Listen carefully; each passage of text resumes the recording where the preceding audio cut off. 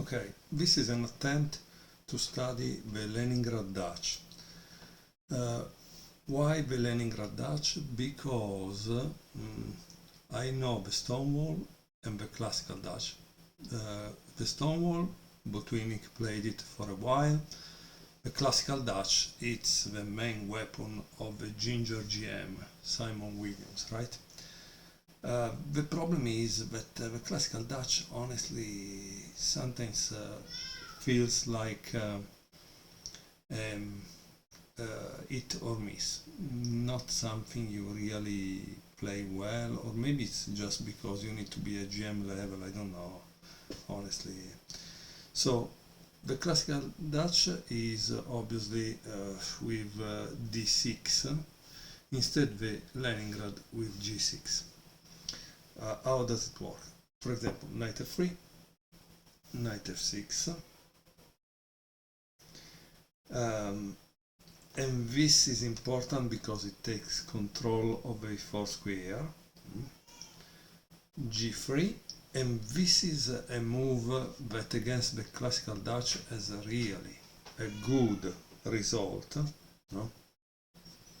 And g6, this is the Leningrad Dutch, okay? As always, one could use, so I was saying, as always, in reality one can play different things, right? For example, it could arrive to the classical Dutch from a different move order, or from the Leningrad Dutch from a different move order, but this is let's just focus on the normal order, okay?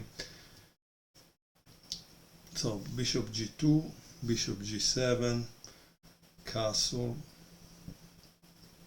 castle, c4 and d6. So black has developed all the king side, and now you need to prepare the plan for pushing the e7 pawn. Okay, how do you do that? That's the point, because in the Leningrad Dutch there are some thematic push that are very important, and if one can achieve them, then the game is good for him or her in that particular instance. So knight c3, c6. Notice that here there are also queen e8 possibility, or knight c6, okay? c6 is played to immediately take control of d5. Queen b3. This move became popular thanks to Korchnoi.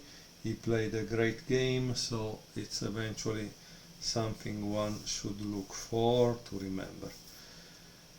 Obviously the next move is king h8, because you want to move away from that diagonal. Rook e1, preparing e2, e4, okay, and now there is knight a6.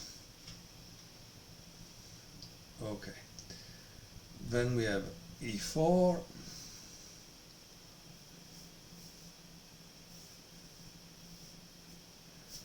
f takes e4, knight takes e4, knight takes e4, rook takes e4, and bishop f5. As we can see, it's totally different from the classical Dutch, because here the bishops are in this direction, there are in this direction, so it's really interesting.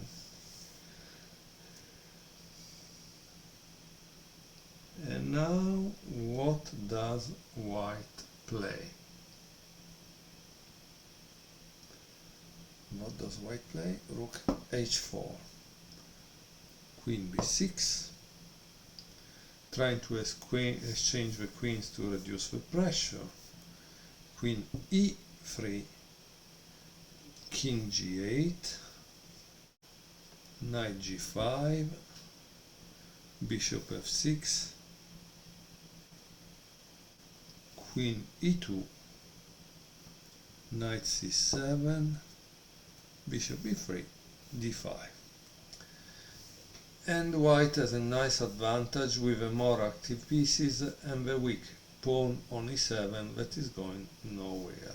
Yeah, so this is not the way to go for the classical, for the Leningrad Dutch, it seems, right? Okay.